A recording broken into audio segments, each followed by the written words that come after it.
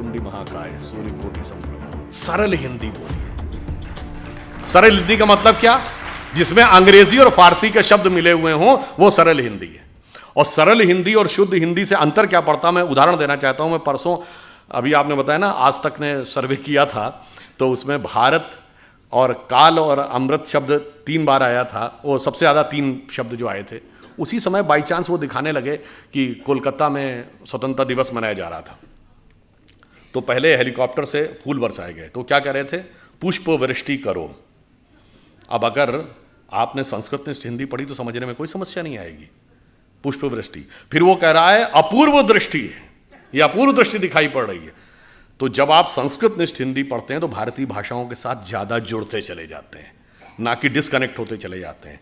मैं दिल्ली में एक बार प्रेस कॉन्फ्रेंस के दौरान मैंने एक शब्द वितंडावाद प्रयोग किया, और आपको आश्चर्य होगा कि जितने अंग्रेजी के पत्रकार थे दिल्ली के, उन्होंने कहा what is the meaning of this word वितंडावाद। और ये मेरे लिए आश्चर्य का विषय था कि तमिलनाडु और आंध्र प्रदेश के पत्रकारों ने कहा कि तेलुगु और तमिल दोनों में वितंडवाद शब्द है, और उसी अर्थ में जिस अर्थ में हिंदी में प्रयोग होता है। अब बताइए, शुद्ध हिंदी बोलने से आप भारतीय भाषाओं के नजदीक जाते हैं कि दूर जाते हैं? आप मुंबई जाते हैं तो क्या लिखा रहता है? छत्रपति शिवाजी अंतर्राष्ट्रीय विमानतल, और हिंदी में हवाई अड्डा। हवाई अड्डा बेहतर हिंदी, विमानतल। आप शुद्ध हिंदी पढ़ेंगे तो विमानतल में कोई समस्या नहीं आएगी। हम कहते हैं अस्पताल, वहां लिखा रहता है रुग्णालय। रुग्ण का मतलब रोगी होता है। आप अगर संस्कृत निष्ठ हिंदी पढ़े होंगे तो आपको कोई समस्या नहीं आएगी। और ये मैं आपको एक उदाहरण भी बताता हूँ। जब सुषमा स्वराज जी थी तो एक बार हमने उनसे पूछा कि आपने इतनी जल्दी कन्नड़ कैसे अडॉप्ट कर लिया, आप कन्नड़ में भाषण कैसे देने लगी थी? तो इससे पहले कि वो बोलती, उनके पति ने कहा कि इनका संस्कृत का बेस बहुत स्ट्रांग था, तो सबसे पहले कन्नड़ में बहुत सारे शब्द जो संस्कृत के हैं उन शब्दों को पिकअप किया और उनको केंद्रित करके भाषण का निर्माण किया, और उसके बाद भाषण लिखा देवनागरी लिपि में, और उसके बाद उन्होंने बहुत जल्दी अडॉप्ट करके बोलना शुरू कर दिया।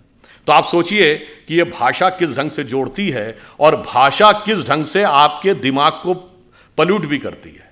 उदाहरण के लिए अगर आप देखें, आज एक और भी खतरा चल रहा है। आज आपने देखना शुरू नहीं किया कि हर टीवी एड में भी ये छोटे छोटे बच्चे, 7 या 8-9 साल का बच्चा अपने माँ बाप को ज्ञान देता है। ये क्यों है? आपको लगता है ये ऐसे ही हल्के में है? नहीं, ये एक सोची समझी रणनीति है, क्योंकि परिवार को तोड़ना है। तो 10-15 साल के बाद वही तो जाएंगे जो कहेंगे कि नहीं, हमें ही सब कुछ पता था, हमारे माता पिता को कुछ नहीं पता था।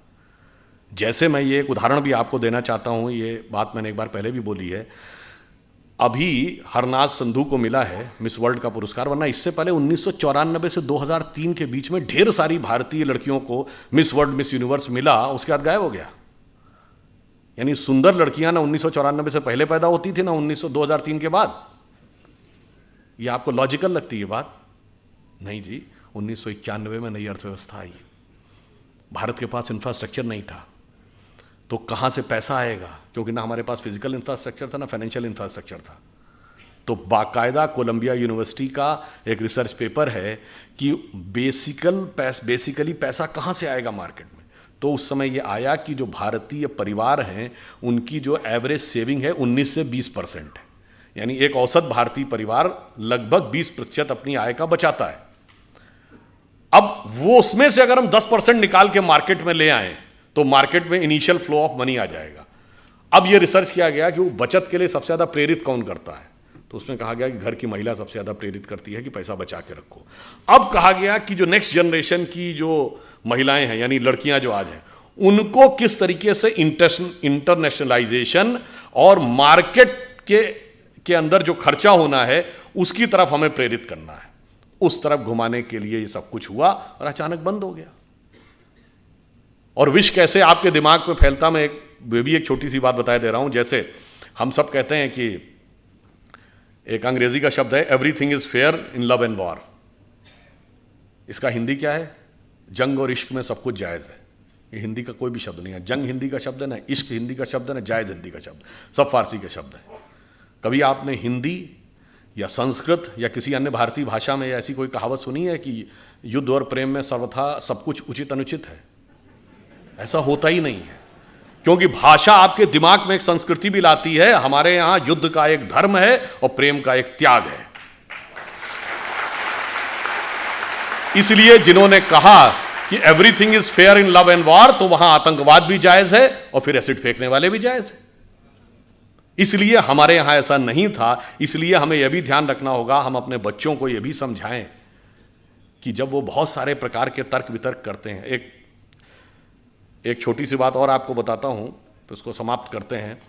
देखिए, हम सभी कोई भी कार्य शुरू करते हैं तो पहला श्लोक क्या बोलते हैं? वक्रतुंडी महाकाय सूर्य कोटि समप्रभा। ये वक्रतुंडी ही क्यों है? किसी ने कभी ध्यान दिया कि सूंड जो है वो मुड़ी हुई क्यों होनी चाहिए, सीधी क्यों नहीं होनी चाहिए?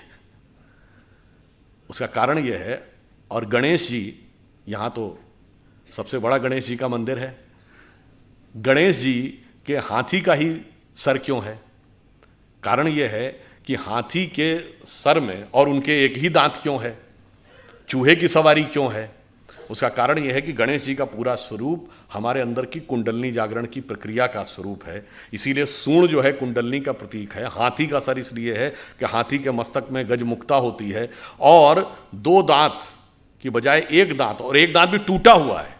वो इसलिए वक्रतुंडी इसलिए कि जो आपकी शक्ति है, जब आप कभी ध्यान लगाते होंगे तो हमेशा वो डाउनवर्ड टेंडेंसी की तरफ होती है। आपका मन हमेशा नीचे व्यर्थ की सांसारिक चीजों की तरफ भागता है। जब आप उसको नियंत्रित करके ऊपर की तरफ कर लेंगे, तब आध्यात्मिक उन्नति का मार्ग प्रशस्त होगा। इसलिए गणेश जी की सूंड हमेशा वक्रतुंडी यानी ऊपर की तरफ मुड़ी हुई है। और जब आप मूलाधार, स्वादिष्ठान, अनाहत, आज्ञा चक्र पे आते हैं, चौथे चक्र के बाद की यात्रा अब द्वैत के साथ नहीं हो सकती। संसार और ईश्वर एक साथ नहीं चलते, एक के साथ संबंध तोड़ना पड़ेगा। इसलिए एक दांत और वो टूटा हुआ है, आगे की यात्रा अद्वैत से होगी। और अब जाके जरा चेक करिएगा, अद्वैत का अर्थ होता है अंग्रेजी में नॉन डुअलिटी। एक वेबसाइट है, जाके चेक करिएगा, SAND, science and non duality. और वो जानते हैं, उसका आप वेबसाइट पे जाएंगे तो पहले ही शीर्षक में क्या लिखा? ओम इज इक्वल टू MC²। क्योंकि जब आप नॉन डुअलिटी में जाते हैं, अब यहां पे आइए, आइंस्टीन ने जो थ्योरी दी E is equal to MC², मतलब एनर्जी मास कन्वर्जन इक्वेशन, तो नॉन डुअलिटी में सिर्फ एनर्जी है। जब आप मास में आते हैं तो दो चीजें हैं ना, mass and energy. But finally, मतलब 1900 से पहले सिर्फ law of conservation of mass था, यानी हम मानते थे एक मास दूसरे में चेंज होता है। अब law of conservation of energy है, अब एनर्जी दूसरे में एनर्जी होती है। और फिर मैं कहना चाहता हूं, मैं किसी दूसरे पे कमेंट नहीं कर रहा हूं, हमारा ही एकमात्र अंतिम संस्कार है जिसमें मास एनर्जी में कन्वर्ट होता है। बाकी जगह मास में कन्वर्ट होता है। तो आप ये समझ लीजिए कि कितनी वैज्ञानिक पद्धति हमारी किस प्रकार से रखी हुई है। तो ये सारा विष हमें अपने मन से निकालना है और स्वाभिमान के साथ आगे बढ़ना है। और एक दो चीज और भी समझ लेनी चाहिए। स्वतंत्रता संग्राम के संदर्भ में हम सब ये मानते हैं कि स्वतंत्रता मिली, स्वतंत्रता के लिए बहुतों ने संघर्ष किया, पर बहुतों ने संघर्ष किया उसकी मान्यता भी होनी चाहिए। जैसे एक आंदोलन था, राजनीतिक आंदोलन, जो गांधी जी, तिलक, गोखले, नेहरू जी इनके नेतृत्व में चल रहा था, उसका महत्व है। तो एक क्रांतिकारी आंदोलन भी था, जो युगांतर और अनुशीलन समिति बंगाल से शुरू होती है, फिर चाहे वो उत्तर प्रदेश में चंद्रशेखर आज़ाद, राम प्रसाद बिस्मिल, अशफाक उल्ला खां या भगत सिंह, राजगुरु, सुखदेव, वहाँ तक। और फिर एक सशस्त्र आंदोलन जो सैन्य अभियान था, जो रासबिहारी बोस और सुभाष चंद्र बोस जी के द्वारा शुरू होता है। सबका योगदान था। एक में एकाधिकार का वर्चस्व मेरे विचार से उचित नहीं है। एक दो फैक्ट आपको बताना चाहता हूँ, शायद मैं बहुत से लोगों को आपको ध्यान ना हो। जवाहरलाल नेहरू जी 15 अगस्त 1947 को प्रधानमंत्री नहीं बने थे। 2 सितंबर 1946 को कैबिनेट मिशन प्लान के तहत वो अंतरिम सरकार का नेतृत्व उन्होंने संभाला था। 2 सितंबर 1946 को क्यों? आप लोगों ने अगर पढ़ा हो तो भारत को आज़ादी देने का जो निर्णय लिया था अंग्रेज़ों ने, वो तो 30 जून 1948 डेट थी। फिर ये 11 महीने प्रीफोन कैसे हो गई, क्यों हो गई?